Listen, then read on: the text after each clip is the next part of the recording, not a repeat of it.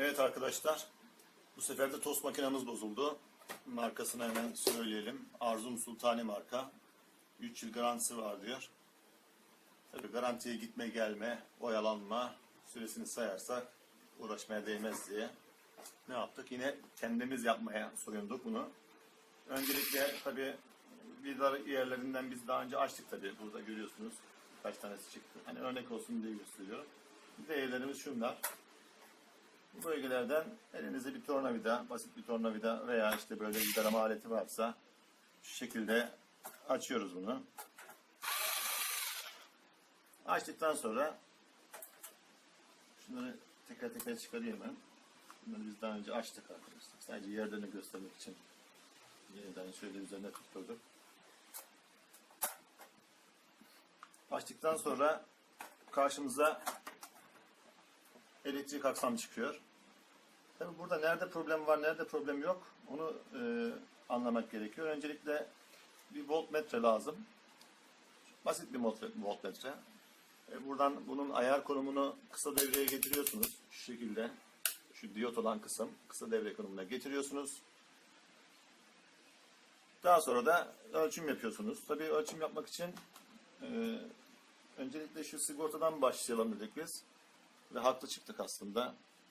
Sigortayı da çekelim. Kaç amper olduğu gözüksün. 240 derece 10 amperlik bir sigorta. Sigortanın yönü var.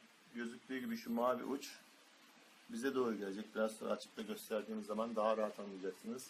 Şimdi şöyle sıyırıyorsunuz bu koruma, sıcağa dayanıklı olan koruma kablosunu. Üzerinden sıyırdığınız zaman sigorta karşınıza çıkıyor. Ve zaten ondan da değerleri okuyabiliyorsunuz. 240 derece 10 amper diye. Şimdi biz bunu ölçüm yaptık. Normalde iki uçtan tutturduğunuz zaman ölçü aletini, tabi ekranı da şöyle getireyim, şöyle koyalım. Bakın. İki ucunu tutturacağız. Hiçbir oynama yok. Ters taraftan yine tutturalım iki ucuna. Yine gözüktüğü gibi hiçbir oynama yok. Demek ki burada sigorta problemi var. Başka hangi problemler oluyor derseniz, işte şurada şu cihaz problemi oluyor. Belki şuralarda bir paslanma sorunu oluyor. Temassızlık olduğu için de çalışmıyor. Fakat biz pas sökücü de aldık. Onun pasını da aldık. Hani garanti olsun diye. Şimdi bakalım. Önce şu sigortasını değiştireceğiz. Ondan sonra çalışıp çalışmadığına bakacağız. Dur abi. Değil mi? Tamam. Şimdi tabii bunu açmak için bakın burada sıkıştırma kullanılıyor. Normalde şurada örgü teller geliyor ve sigorta ile örgü teller şu mekanizma ile sıkıştırılmış. Eğer bu sıkıştırılmazsa ne olur? Isınma yapar ve tekrar belki yangın bile çıkabilir. Belli olmaz ama ısınma yapar ve sonuçta teller yanabilir. O yüzden şu sıkıştırma problemini bence iyi halletmeniz lazım. Eğer kendiniz de yapacak olursanız bunu iyi sıkıştırmanız lazım. Yani şu iki sigortadan gelen telle, örgü telleri ikisini birbirine şu küçücük bir mekanizmayla birbirine iyi sıkıştırmanız lazım. Eski termostat, bu yeni termostat. Şimdi farka bakın. Tabii bu yandı arkadaşlar. Artık bunu değişmemiz gerekti. Çıktığı yerler zaten belli şurada. Şimdi şuradan çıkardık. Şöyle takıyoruz. Aynen. Zaten geçiyor. Geçmeli bu. Bunu buradan çıkardık. Bunu böyle aynen montajını yapıyoruz. Bitti. Bu kadar. Sonra böyle açılıyor. Şu şekilde. Şu şekilde de tık sesi geliyor. Bakın. Tık tık. Şimdi taktık bunları arkadaşlar gördüğünüz gibi. Sadece şunu bir şu kanala sabitleyeceğiz. Şurayı azıcık bir şey açalım. Şu kanalı biraz açayım.